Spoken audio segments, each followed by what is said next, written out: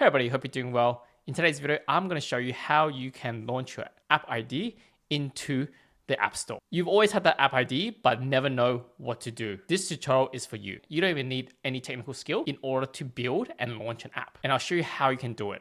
This is our end goal. Our end goal is to build an app using AI and get it onto App Store Connect, which is the platform to distribute your app. Here's a quick overview of what we're building. So we have a very simple to-do app with today, upcoming, task, and completed, and a profile. So this is almost like a normal to-do app where inside there's subtasks with due dates and priority. So think of it as a to-doist copy. Note that this is not the app ID you want to launch, but I'm going to teach you all the stepping stones required using this project example to teach you how you can launch your app ID into the App Store. Before I get started, remember to comment, like, and subscribe for more tutorial on building your app with AI.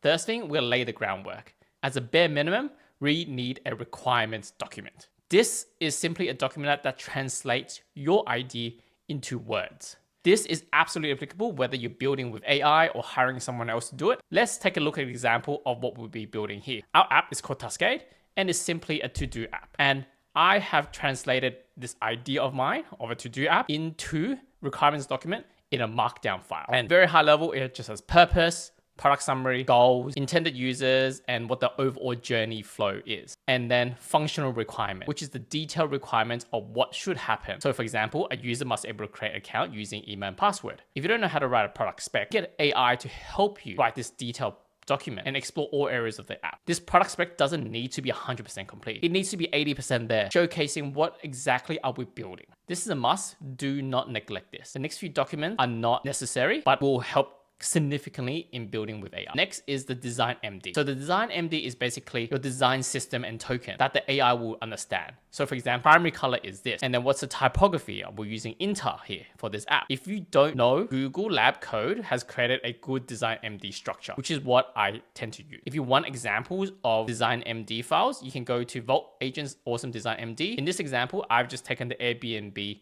design MD and copied it and then just changed it to my liking. Once you have a set of requirements, you can also get AI to write you the architecture. So think of the architecture as the backend document that the AI will need to understand. So here we're using Supabase and I've just got an AI to understand the requirement and then got it to write down the architecture principles, how authentication works, the database model, the Postgres SQL database model, and row level securities. Think of this as the plumbing and the piping supporting your app. From a design perspective, I understood that we spoke about the token, the color.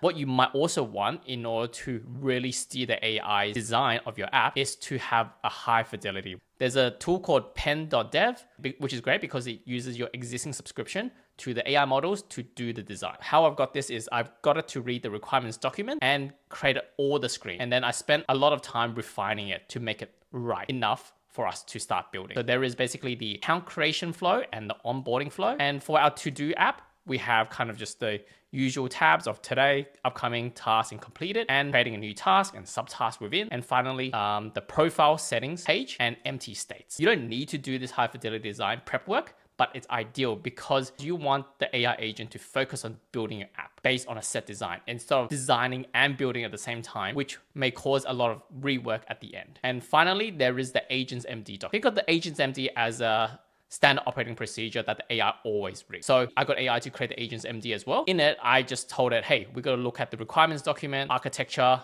the design, the pen design file, and the design MD. And that will be using React Native with Expo supported by Supabase. And it just wrote all these other rules that AI should follow when building the app. So quick recap, what is a must? The must is a requirements MD file. This is basically your product spec. This is your ID translated to words. The supporting files are basically design MD, architecture MD, the actual design itself, and the agents MD, which will steer the AI direction when building the app. So once the groundwork is done, let's get started on actually building the app. First things first, what we need is a GitHub repository. So go sign up to GitHub and create a new repository. GitHub provides a set of command line prompt for you to push your local file to this repo. What I want to do here is reduce the needs to use the terminal as much as possible because it can get quite scary. So I'm going to use AI to do as much of it as possible. So I'm going to ask AI sync to this GitHub repository and I'm going to paste the link. And here it's establishing our connection to GitHub. Next,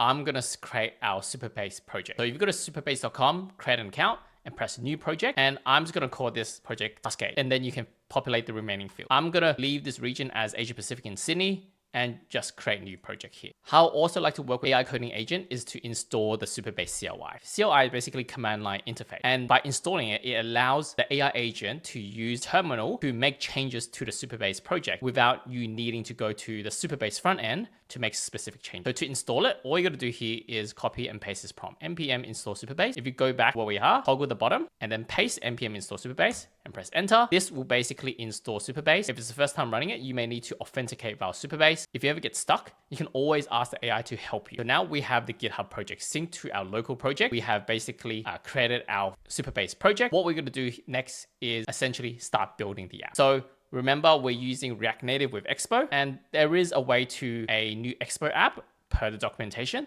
but let's not do this because I want to abstract as much of these terminal commands from this tutorial as much as possible. So all you got to do here is just talk to the AI. So let's get AI to build the scaffold. So I want to ask AI, we're building a mobile app for iOS and Android.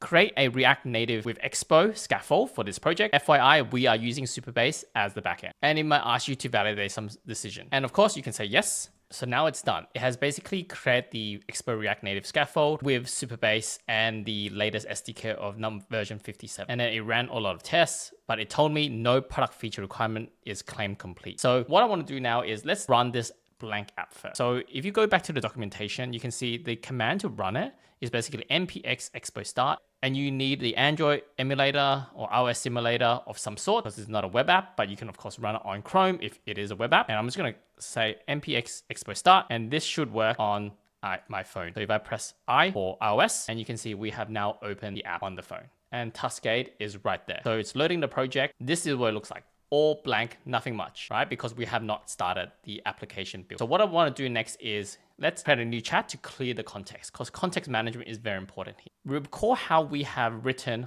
all the specs already. If we go to our files, there's the requirements doc and architecture doc and design doc and our actual pen high fidelity design here. So what we can do now is build this out feature by feature. To save time for this video, and this is a secret hack, you can actually do /goal. And what this basically does is AI will continue pursuing this goal of yours, whatever you stated to do, until it has believed to have completed everything. Think of this almost like a one-shot attempt to building the app. This is not recommended, and I do recommend you build feature by feature. So you can pause, test, and refine. But in the interest of this video, I'm gonna get AI to build a complete app, looking at 4 supporting files. So I'm going to ask AI, looking at the requirements.md doc, architecture.md doc, and design.md doc, and the Cascade pencil file, I want you to build the complete app end to end. You have access to Supabase CLI to look at the existing project that I have created already on Supabase. Finally, create a checklist to ensure all the requirements are met. Feel free to spawn another agent to review the app and review the progress before checking certain thing is correct. So this is what it has come back with. So I'm just gonna refine it a bit better. Put requirements.md, architecture.md, so it knows the exact file, design.md, and the pencil file. So the Cascade pencil file. I want to build a complete app end to end. You have access to Supabase CLI. This means they can use the command prompt to create the tables to adjust the RLS rules. Finally, create a checklist to ensure all requirements are met. Feel free to spawn another agent, so almost like a review agent to review the app and review the progress before checking certain things is complete. I'm going to further give it a caveat. If something cannot be done, note them down and we will visit it when you're done building the app in the first part. So of course, you can set your model. So I'm gonna go to Soul High because I have ChatGPT Pro, so I have enough usage. You might not have as much. You can use the standard speed or the fast speed for more usage. So what AI should be doing now is basically reading the requirements doc, architecture doc, design MD doc, and the pencil file, which it can access via MCP, and then complete the build end to end. This might actually take a few hours. So feel free to grab a drink or run this when you're about to go to sleep, and hopefully it'll be done by tomorrow morning. Okay guys, after 1 hour 13 minutes, the AI has finished its goal and it used almost 800k tokens. That's around 25% of my pro plan usage. But according to it, it basically implemented all the Expo app front end and the back end. And then it has a checklist of what has been done and what hasn't been done. So let's jump into Supabase and see what it's done. So if we go to the database tab here and then go to tables, you can see here it has created tables and all the columns it believes it needs. It has created triggers, basically rewarding the points whenever a task is completed. It also has created the policies. So for example here, if we go to subtask or task, only the authenticated user, which matches that row's user ID, can see this task. Basically has set a lot of the backend structure without me even being there. And it says it has, and it claims that he has done the front end as well. So let's see what it looks like right now. So let's go to npx expo start and then open the app on our simulator. Let's see how much progress it has done in 1 hour, 13 minutes without us even touching it. So let's also compare to our design file. So initially, this looks pretty amazing. It practically replicated 1-for-1 in terms of design. So let's click create account. Let's see if the navigation works. Voila, and it worked. Forget password. There's a back button here. It's pretty accurate in terms of what we've done. And we weren't even there. So let's type in an email. I'm just going to type in my email, 1, 2, 3, 4. So instead of a pre-population, 1, 2, 3, 4, 5, 6, 7, 8. 1, 2, 3, 4, 5, 6, 7, 8. So it looks pretty right. I feel like the text field here can be refined further. So you see how the confirmed text field here is centered, aligned, while this one is a bit down, same as the email. We can get AI to fix all these stuff. But let's create an account to see whether the account creation flow actually works. And it does. It navigates to this page where it has replicated as much as it can, right? It gives a bit of a value sense. And instead of, it's missing the create my first task, but okay, let's skip that. Actually, it was there. So go back is not actually available. So somehow we should remove this. So what needs to be done? Let's say take the dog out to walk, and then let's add a date. So it has added the kind of the typical date here. Do it as the 6th, and then time is 4, and then it's a high priority task. Let's add a subtask. Take get lead. Put it text here. You can delete it. Get lead. We can see how well it does with. So there's subtask 1 of 20, which is exactly what the design says. Collar, dog, and then lastly walk dog, and then let's create the task. So now it's saving the first task, and voila, this is what it's showing on the design here for task. So if we go to the task design here, it looks pretty accurate in terms of the design. The fav does looks a bit off, so I can probably shift that here. I don't like how the nav bar looks. It's not very nice to look at. It doesn't really follow this custom circular design, but you can see here, if I edit this task and then change it to today, which is the 5th of August for me, and change it, and then scroll down and press save change, navigate back. Okay, the navigation is a bit off, and then go back to today. You can see here the dog is here. So no completed, so the empty state is there, all active. And then the profile, so you see the points here. In terms of system, the preferences, optional, I'm just gonna put Steven. It didn't ask me for a name during onboarding. We can maybe change this, maybe on save, you navigate back. Account deletion is likely there because of the edge functions. And then it gives you the warning like here, where I have subtasks open, but I haven't really done it. Let's just complete it. You can see, voila, it has awarded me 10 points, and then it dismissed automatically. So let's go to profile. You can see here, 1 out of 3 goals, and then I've got 10 points and 90 goals until level 2. So if you look at completed, it's there. I can uncheck it. Of course, you can go in and then reopen task. And then if I mark this as complete, it shouldn't give me a point, because in our spec stock, we only say points are only applicable to new task. So I can't keep gaming the system. So it didn't give me any extra points. So you can see here, like AI has done a pretty good job replicating the design as much as possible, and it's functional. We just need to refine further. So then of course we can do searches here. So let's add a task as well. Take out washing, and then maybe put a high, and let's do a search, right?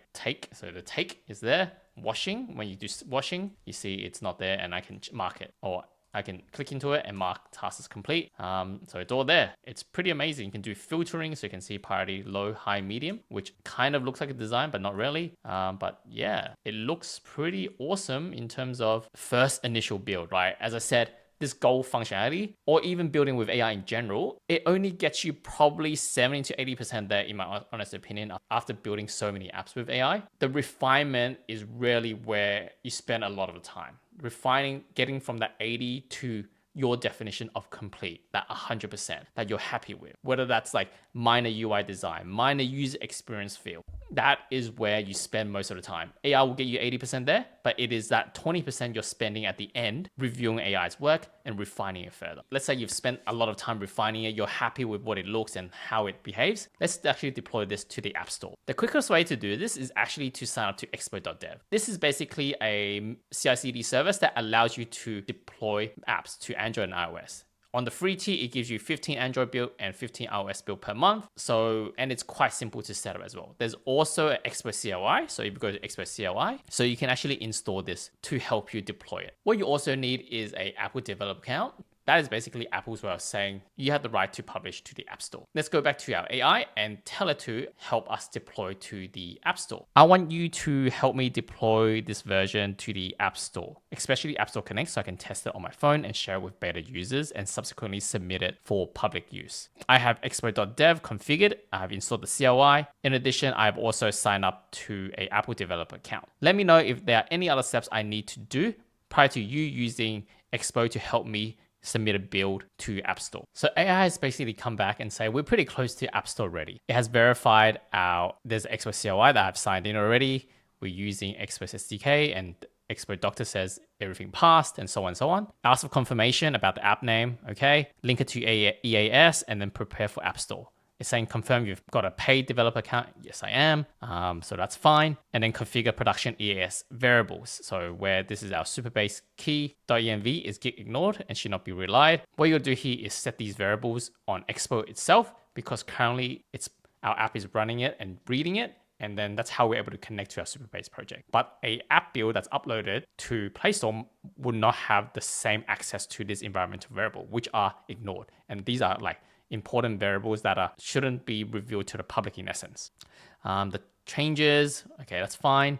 Production SMTP, that's fine. I don't really care about this for now. Basically, I want to show you how you can actually deploy this, right? It talks about, hey, you got to have a privacy policy. Okay, you have all those by the time you're ready to build. So let's get AI to actually do this. So what you've stated is correct. Firstly, identity is correct. For the Expo, let's use the EAX CLI. Can you set up the project for me? In addition, can you give me the command to set these EAS variables instead of you reading it and doing it for me for security reasons? I actually have an Apple developer account. No worries about that.